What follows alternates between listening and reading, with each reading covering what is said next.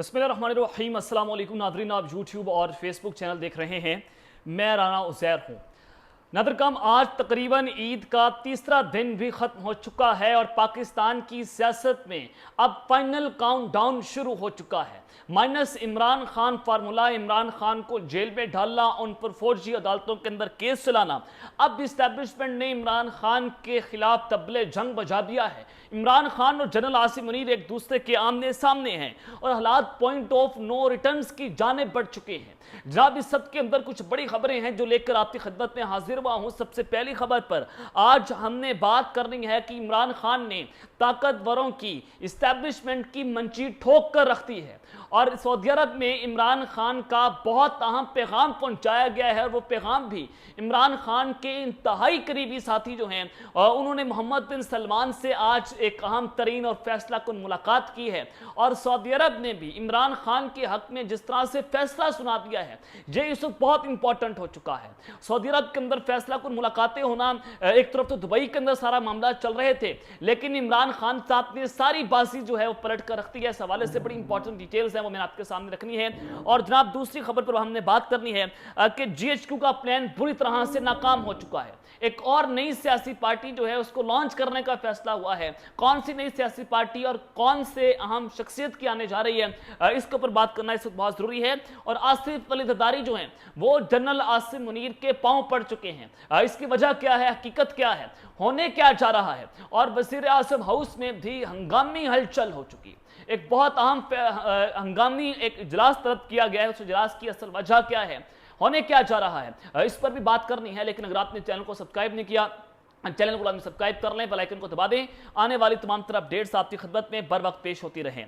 नादरकाम, election commission of Pakistan की जानिब से आम इंतखाबी निशान अलॉट करने के लिए दरख्वास्तें जो हैं वो जनाब तलब कर ली गई हैं और आम इंतखाबात की तैयारियां बाकायदा तौर पर शुरू हो चुकी हैं। और इलेक्शन कमीशन ऑफ पाकिस्तान ने सियासी जमातें मुख्तसुदा इंतखाबी निशान के लिए दरख्वास्तें जमा करवाएंगी और पार्टी सरबराह के दस्तखत के साथ 19 जुलाई तक ये दरख्वास्तें जारी होती चली जाएंगी। और इसके साथ साथ पंजाब और KPK में भी दोबारा सियासी जमातें जो हैं अपने इंतखाबी निशान को अलॉट करने के लिए दरख्वास्तें जो हैं वो उनको भी तलब कर लिया गया है। तो इस सब के अंदर आम इंतखाबात का जनाब माहौल क्रिएट किया जा रहा है। लेकिन मैं आपको बता रहा हूं कि आम इंतखाबात जो है इनको डिले किया जा सकता है।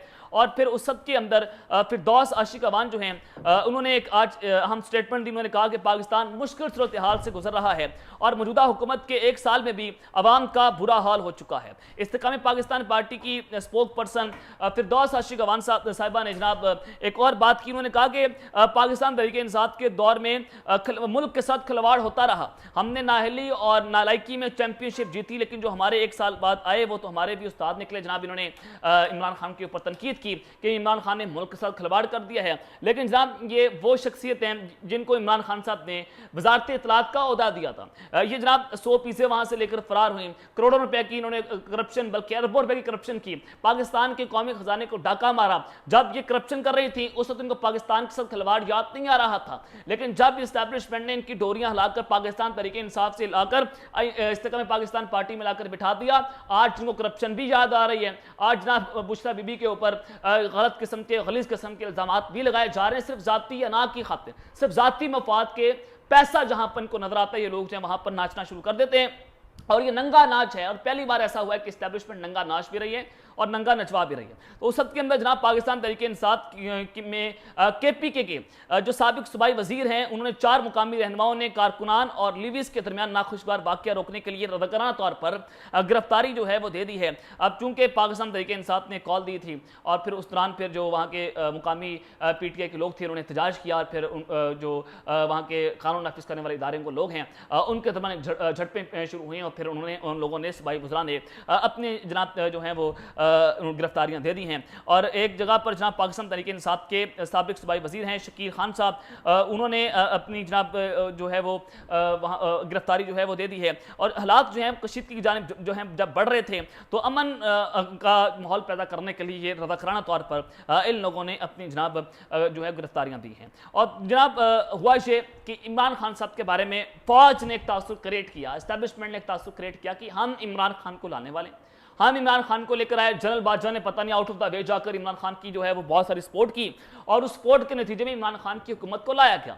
अब हालांकि 2018 के इंतखाबात से पहले शहबाज शरीफ को जनरल बादशाह DGI फैज हमीद ने अपने दफ्तर के अंदर बुलाया और कहा कि हाँ, हम तुम्हें वज़ीर-ए-आज़म बनाने जा रहे हैं, तुम्हारी कौन सी टीम होगी। उनकी टीम के बारे में पूछा गया। शहबाज शरीफ साहब जो है उन्होंने कहा कि जनाब मैं नवाज शरीफ साहब से पूछ कर बताऊंगा। तो ये सारी सूरत हाल वहां पर नाखुशगवार वाकया जो है पेश आता है। फिर उसके बाद जो है वो इमरान खान साहब आ जाते हैं, क्योंकि इमरान खान का वोट बैंक जो है वो खतरनाक हद तक बढ़ गया था। 2018 में उनकी मकबूलियत भी बहुत ज्यादा थी और फिर इमरान खान साहब को एक जो है वो धांधली के जरिए 30-35 सीटें कम देकर उनको ब्लैकमेल करने के लिए तासुर क्रिएट किया गया। जनाब हम आपको लेकर आए हैं, हालांकि धांधली के नतीजे में इमरान खान की सीटें जो है वो कम की गई थी। अब तासुर क्यों क्रिएट किया गया? ताकि इमरान खान को अपनी मुट्ठी में रखा जाए, लेकिन इमरान खान इनको लड़ गया। इमरान खान ने जनरल बादशाह की पतलून भी गीली की, उसको बेनकाब किया। वो जहां पर भी निकलता है लोग उसको गालियां देते हैं, लोग उसको छितर मारते हैं। वो पाकिस्तान से बाहर भी निकलता है, फ्रांस की सड़कों पर उसको लोगों ने जलील किया। वो एक जाने तो वो पाकिस्तान का आर्मी चीफ था, जब वो लोगों को धमकियां देता था, सहाफियों को धमकियां देता था कि तुम्हारे हम तुम्हें निशाने इबरत बना देंगे, हम तुम्हें मार डालेंगे। और वही बादशाह जो है आज निशाने इबरत बन चुका है। तो अल्लाह की लाठी जो है वो बेआवाज होती है। ये ताकतवर जो है आपका कुछ नहीं बिगाड़ सकते। अब जनाब ये सारी चीजें, एक सारा माहौल जो है वो तो क्रिएट हो चुका है। GHQ का एक प्लान पूरी तरह से नाकाम हुआ है और एक और नई सियासी जमात जो है उसको लॉन्च करने का फैसला हुआ है। इस्तेकाम में पाकिस्तान पार्टी को लॉन्च किया गया। इस्टेब्लिशमेंट की बी पार्टी PTI को तोड़ा गया, प्लान के मुताबिक तोड़ा गया और जनाब PTI को तोड़कर उनके तमाम लोगों को इस्तेकाम में पाकिस्तान पार्टी में लाया गया। अब उनके ऊपर 9 मई का चार्ज था कि PTI ने 9 मई का हमला किया पाक फौज के ऊपर, तो उन लोगों से प्रेस कॉन्फ्रेंस करवाई थी। हालांकि मुराद रास का नाम शामिल था, उसने प्रेस कॉन्फ्रेंस की, प्रेस कॉन्फ्रेंस करके उसको क्लीन चिट दी गई और क्लीन चिट देकर उसको इस्तेकाम में पाकिस्तान पार्टी में भेजा गया और भेजकर जनाब वो जो है पाक साहब बच्चा निकल आया। अब उस सब के अंदर उस सियासी जमात की लॉन्चिंग जो है वो फेल हो गई। जहांगीर तरीन जो है वो मीडिया हाइप क्रिएट नहीं कर सके। जहांगीर तरीन जो है उनके उनमें इतना पानी नहीं है वो इमरान खान का मुकाबला कर सके। फैजल हसन चौहान जैसे घटिया खलीस लोग जो हैं वो उनकी पतलूनें गिली होगी, वो बेनकाब हो गए, वो लोगों के अंदर निकलने के काबिल नहीं रहे। फवाद चौधरी जैसे जो है वो बेनकाब हुए और उस सब के अंदर जब ये लॉन्चिंग फेल हो जाती है। GHQ का प्लान था कि इस्तेकाम में पाकिस्तान पार्टी को लॉन्च करेंगे, PTI टूट जाएगी, ये पार्टी मजबूत होगी और इनको हम पंजाब के अंदर जो है वो हुकूमत बनाकर दे सकते हैं, वफाक के अंदर ला सकते हैं। लेकिन अब ये सारा मामला ऐसा नहीं हो रहा। इलेक्टेबल जिनको कहा जाता है कि जो एस्टैब्लिशमेंट हमेशा इन लोगों को जितवाती है, आज उनकी सीटें जो है वो खतरे में न सिर्फ पड़ी हैं बल्कि उनका पत्ता साफ हो चुका है। जब ये सारी चीजें जो है फेल होती हैं तो परवेज खट्टक साहब जो है उनको पाकिस्तान तहरीक इंसाफ ने एक शोकाज नोटिस जारी किया कि आप PTI जो है आपने ओहदों से इस्तीफा दे दिया है, आपने PTI नहीं छोड़ी। लेकिन परवेज खट्टक साहब जो है पाकिस्तान तहरीक इंसाफ के लोगों को फोन करके ये बात कर रहे थे कि आप पाकिस्तान तहरीक इंसाफ छोड़ते। PTI ने शोकाज नोटिस जारी किया। परवेज खट्टक साहब ने कहा कि मैं इसका जवाब नहीं दूंगा, तुम होते कौन हो मुझे शोकाज नोटिस देने वाले, मैं कोई सरकारी नौकरी नहीं कर रहा। और फिर उस सब के अंदर जनाब अब परवेज खट्टक साहब ने अब से कुछ दिन पहले बाद जो है वो एक नई पार्टी लॉन्च करने जा रहे हैं और ये एस्टैब्लिशमेंट के कहने के ऊपर हो रही है और ये नई पार्टी किसी वक्त लॉन्च हो सकती है। और इधर बताते हैं कि KPK से जो इलेक्टेबल्स हैं वो खुफिया तौर पर परवेज खट्टक के साथ मिल चुके हैं। अब वो पार्टी क्यों लॉन्च की जा रही है? क्योंकि इस्तेकाम में पाकिस्तान पार्टी फेल हो गई है। KPK में इमरान खान का वोट बैंक तोड़ना है, तो लिहाजा KPK में तोड़ने के लिए परवेज खट्टक साहब जो है उनको लॉन्च किया गया है। लेकिन इमरान खान साहब जो है वो अब भी सियासत के बेताज बादशाह हैं, आप उनका मुकाबला नहीं कर सकते। अगर इस्टेब्लिशमेंट के अंदर इतनी ताकत है वो आए इमरान खान का मुकाबला करे, वोट के अंदर करे, जो है इलेक्शंस के अंदर करे, लेकिन इमरान खान को माइनस करना मकसूद है और माइनस करके ही पाकिस्तान में इलेक्शंस करवाए जाएंगे। अब उस सब के अंदर जनाब जो शहबाज शरीफ साहब ने काबीना का हंगामी इजलास तलब किया है वो इस वक्त बहुत इंपॉर्टेंट हो चुका है, उसकी टाइमिंग बहुत इंपॉर्टेंट है।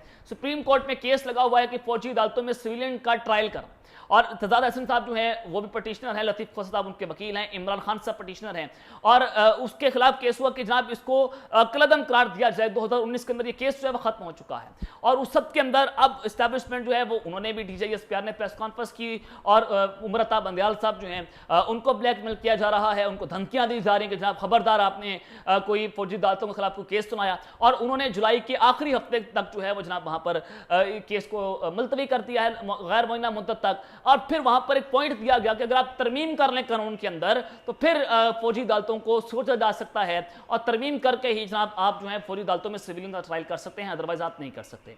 अब अगर तरमीम करने की बात आती तो हुकूमत के पास 2/3 अक्सरियत मौजूद नहीं है, हुकूमत इस कानून के अंदर तरमीम नहीं कर सकती। सदर पाकिस्तान जो है पाकिस्तान के अंदर मौजूद नहीं है, है और वो जो कायम मुकाम सदर हैं सादिक संजरानी साहब हैं, वो एस्टैब्लिशमेंट की टाउट हैं और सदारती ऑर्डिनेंस जो है वो लाया जा सकता है और फौरी तौर पर एक ऑर्डिनेंस के जरिए तरमीम कौमी असम्बली से तरमीम नहीं होगी बल्कि सदारती ऑर्डिनेंस के जरिए इस कानून को पास करवाया जाएगा। और शहबाज शरीफ ने काबीना का हंगामी इजलास पीर को तलब किया है और जराए बताते हैं कि जनाब जो फैसला है फौजी अदालतों के हवाले से आइन में तरमीम करने के हवाले से कि सदारती ऑर्डिनेंस के जरिए फौरी तौर पर एक कानून जो है वो लागू कर दिया जाए और इमरान खान को इस केस के अंदर फंसाया जाएगा। ये इस वक्त बहुत जनाब अहम हो चुका है।